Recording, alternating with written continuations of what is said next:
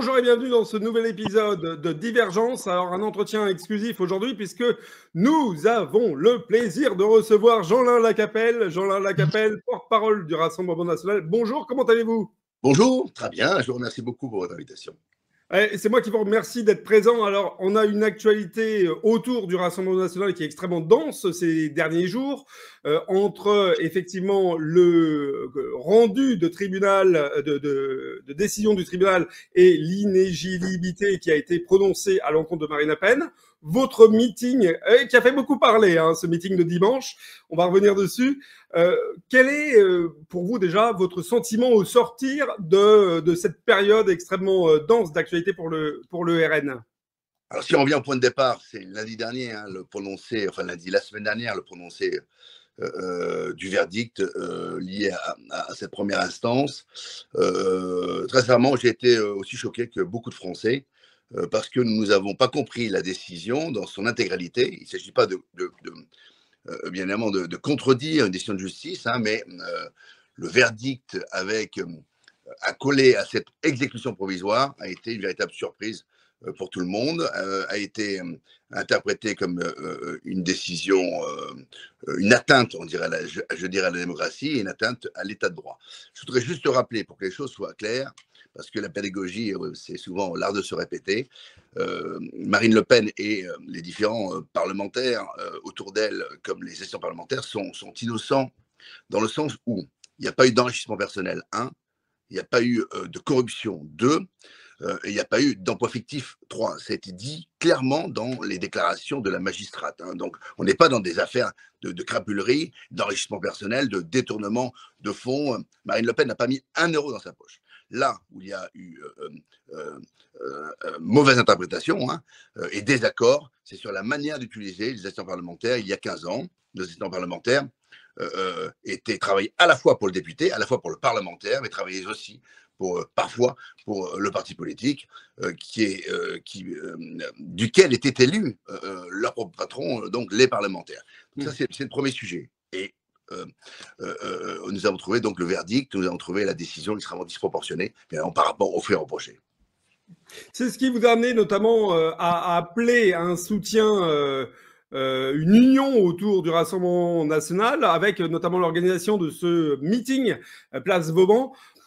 Comment vous l'avez trouvé, en toute honnêteté, ce meeting? Est-ce que vous en avez été satisfait? Est-ce que vous avez trouvé qu'il y avait suffisamment de gens pour venir, je dirais, encourager et soutenir Marine Le Pen? Ou est-ce qu'il y a quelque part, comme ça a pu être dit à gauche et à droite, peut-être une déception? Très sincèrement, moi, ça fait 41 ans que je suis militant du Front National puis du Rassemblement National. Donc, j'ai un peu d'expérience, je crois, et ça fait très longtemps, très longtemps que nous n'avions pas vu autant de monde pour un rassemblement. Je rappellerai que la mobilisation a pris 4 jours. Hein. Nous avons décidé mardi soir l'organisation de ce meeting. 4 jours plus tard, c'était près de 10 000 personnes donc, qui étaient rassemblées place Vauban dans un cadre magnifique, dans un très beau cadre d'ailleurs. Nous aurions fait la même chose dans une salle d'une capacité de 5 ou 6 000 personnes à Paris. La salle aurait été comble, beaucoup de gens étaient dehors, on aurait mis des rétroprojecteurs dehors, enfin des écrans géants, et on aurait dit quel succès. Ça a été honnêtement un grand succès parce que 10 000 personnes mobilisées en 4 jours, c'est historique. Je crois que ça a donné de belles images. Il a fait beau et on avait le climat avec nous, et puis ensuite se sont succédés à la tribune un certain nombre d'interlocuteurs, Éric Ciotti, Louis Alliot, Jordan et Marine, et je crois que c'était un grand succès à l'image des Français qui ont été, je le répète, choqués par cette décision prise lundi dernier, décision que nous avons considérée comme décision politique, je rappelle aussi, parce que les motifs évoqués par la magistrate sont absolument dingues. C'est soit risque à l'ordre public, de trouble à l'ordre public, si Marine Le Pen est élue présidente de la République, donc elle politise sa motivation, ce qui est absolument inadmissible. Et puis le deuxième motif qui avait été évoqué était le risque de récidive. Quand Marine Le Pen n'est plus présidente du Rassemblement national, elle n'est plus députée européen, le risque de récidive, bien évidemment, est impossible, mais on sent bien que tout ceci n'avait aucun fondement. Mmh. On est bien d'accord, sur ces 2 points en tout état de cause. Je vous rejoins, pleinement. Thierry Marani qui était justement, sur cette chaîne, il y a de ça une semaine, disait: «Il y a un plan A, c'est Marine Le Pen. Il y a un plan B, c'est Marine Le Pen». Est-ce qu'aujourd'hui le Rassemblement national en tout état de cause quand même envisage, que potentiellement il puisse y avoir en juin, parce que là justement, je dirais le buzz et l'énergie qui a été mise à vous défendre a permis de faire que justement il y aura de nouveau un jugement sur cette affaire avant, je dirais, le début, le lancement de la campagne électorale, même si quand même je trouve que le délai est quand même assez court pour se préparer. Est-ce qu'il y a, côté Rassemblement national, éventuellement une réflexion d'un plan B si malheureusement le plan A venait à être compromis? Ben, la réponse de Thierry Mariani est la bonne réponse. Je la formulerai différemment. Pour qu'il y ait un plan B, il ne faut plus qu'il y ait de plan A. Et il y a toujours un plan A. Et je peux vous dire, j'étais hier à l'Assemblée nationale et je participais à la réunion de groupe qu'anime Marine Le Pen en tant que présidente du groupe tous les mardis. Vous savez, l'actualité, une actualité chasse souvent la suivante, hein, ça va extrêmement vite.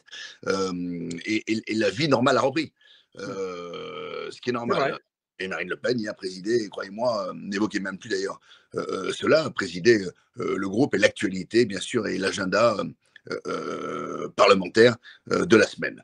Je pense que cette deuxième juridiction est une bonne nouvelle, hein, le fait que l'appel puisse avoir lieu avant l'élection présidentielle, parce que je rappelle aussi qu'en France, on a droit quand même un double niveau de juridiction. Hein. La première instance, c'est le verdict de la semaine dernière, et puis l'appel. On avait refusé cet appel à Marine. Alors, on n'avait pas refusé la procédure d'appel, on lui avait refusé la présomption d'innocence et la suspension de la peine de la première instance en appliquant l'exécution provisoire. C'était là le problème, c'était là la colère et l'émotion qui s'est emparée donc des Français et de nous-mêmes. Marine Le Pen est de nouveau, je crois que je formule mal les choses, est toujours candidate et elle le sera jusqu'à l'élection présidentielle, parce que nous ne croyons pas en un verdict qui serait, puisque nous estimons que cette première décision était politique, mais nous espérons que la Cour d'appel sera objective, qu'elle ne jugera que les faits sur des motivations techniques et juridiques, et uniquement juridiques. Et donc nous pensons que Marine Le Pen sera donc innocentée et qu'elle pourra apporter les couleurs du Rassemblement national et de millions de Français, puisque je rappelle qu'elle était la favorite des sondages et que cette méthode d'écarter quand même les opposants principaux me rappelle quand même des pays assez autocratiques. Alors quand on donne des leçons de droits de l'homme, on essaie de s'appliquer ses propres leçons, d'abord dans son propre pays. Ah bah là, je vous rejoins aussi sur le constat. Alors, vous l'avez dit, justement, des millions de Français, le Rassemblement national n'a finalement jamais été aussi soutenu dans les urnes en termes de numérique. Ceci étant, on entend quand même au sein de vos bases, c'est-à-dire de tout ce qui fait depuis des années le soutien, les petits bras qui viennent militer pour le Rassemblement national, on entend quand même monter des inquiétudes où certains, même d'ailleurs de vos opposants, qualifient le RN de partie du système, ou certains indiquent que vous auriez perdu, je dirais, les grands fondements ou les grandes valeurs qui ont fait justement le Rassemblement national. Comment vous voudriez ou comment vous pourriez rassurer également vos bases sur le fait qu'il y ait je dirais, un élargissement logique de votre électorat, mais que vous gardez finalement cette structuration qui est celle du RN sur les idéaux? Vous savez, j'étais d'ailleurs ce week-end dans le Loiret sur la 5e circonscription sur laquelle j'étais candidat aux législatives et pour rencontrer un certain nombre de personnes. Je ne sens pas, moi, cette fragilité. Les études, les sondages, les études d'opinion, d'ailleurs postérieures à cette décision de justice, si on peut l'appeler encore comme cela, renforcent Marine Le Pen comme la candidate, ou Jordan Bardella s'il devait y avoir une alternative. Donc tous les sondages nous renforcent, il nous faut même progresser. Et je pense que nous créerons de grandes surprises lors des prochaines échéances. Si elles ne sont pas législatives, elles seront au moins municipales.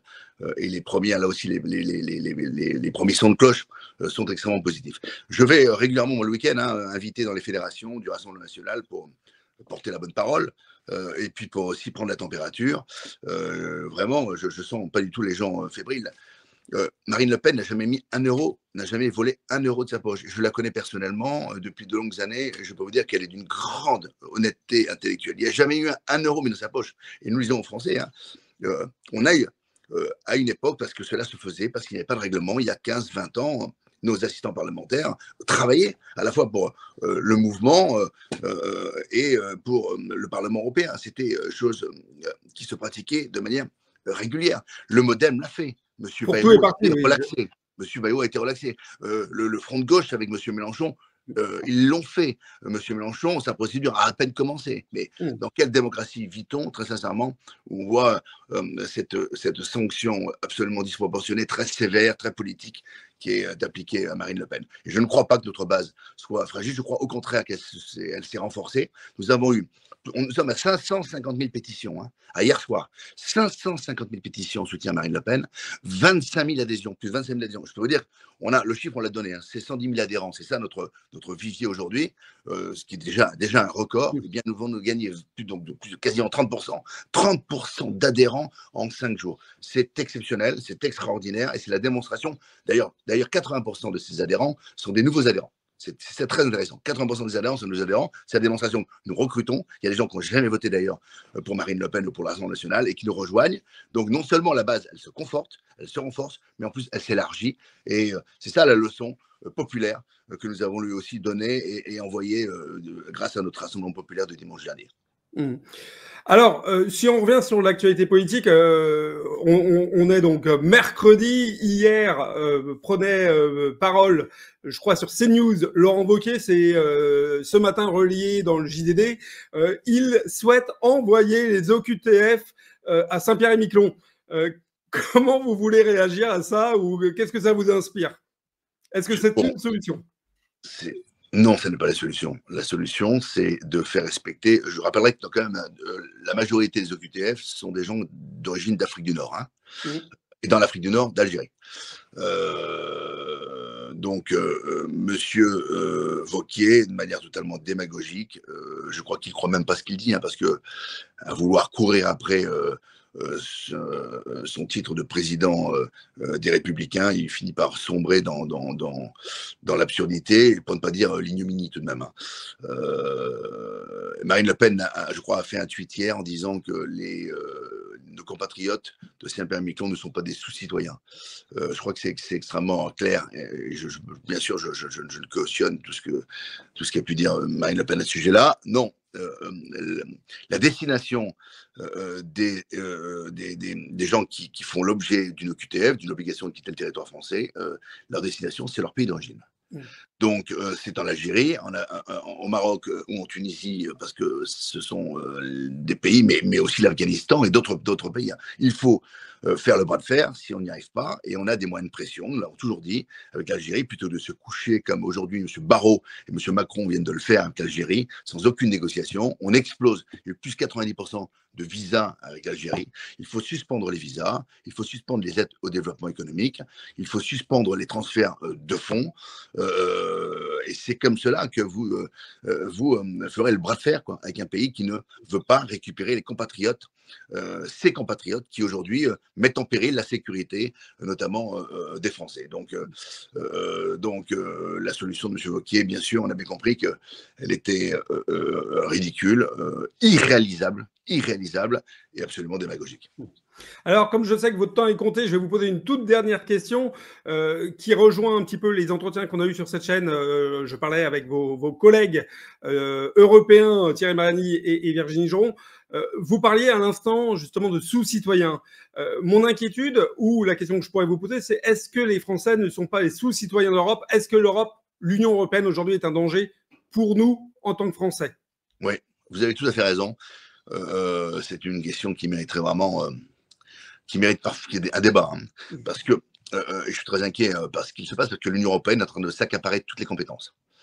Et elle profite de tous les prétextes ou les motifs pour justement s'accaparer de toutes les compétences. Alors, on avait parlé du Covid, Virginie Joron a certainement parlé de ce sujet qu'elle connaît bien, mais le Covid a été le motif pour s'accaparer la mission, la compétence de la santé.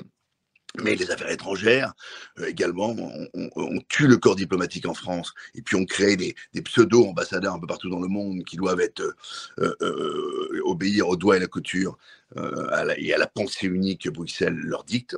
Je l'ai vécu en tant que membre de la commission des affaires étrangères, c'est absolument incroyable. Donc tout doit se décider, et d'une seule manière, d'une seule ligne à Bruxelles.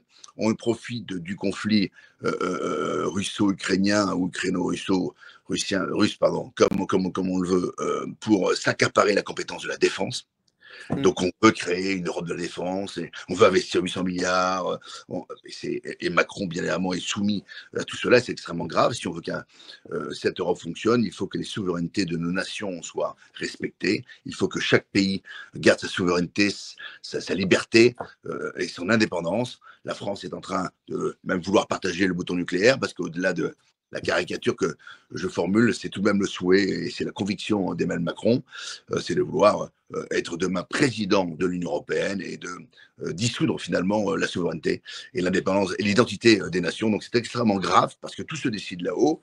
Moi qui ai un rôle aujourd'hui un petit peu d'interface, de coordination entre le Sénat, l'Assemblée nationale et le Parlement européen, je me rends compte que tout ce qui est à l'agenda, en quelque sorte, de l'Assemblée nationale, était à l'agenda la semaine d'avant à Bruxelles, et que les délais maintenant se réduisent, et que tout, en grande partie, les grandes décisions, les grandes lignes se décident à Bruxelles, donc sans l'avis des Français. Et ce qui se passe avec les droits de douane, notamment en Amérique, en est encore un exemple supplémentaire. On ne sait pas répondre à Donald Trump, et on va essayer de mener une négociation globale, ce qui est extrêmement dangereux, parce que la déclaration récente de Madame von der Leyen, qui, au sujet donc, de ces nouvelles règles de droit de douane, quand elle propose à Donald Trump, aux États-Unis, une négociation et une suppression des droits de douane liés à l'industrie, quand elle parle d'industrie, donc elle parle de l'automobile allemand, et donc elle prêche pour sa propre paroisse,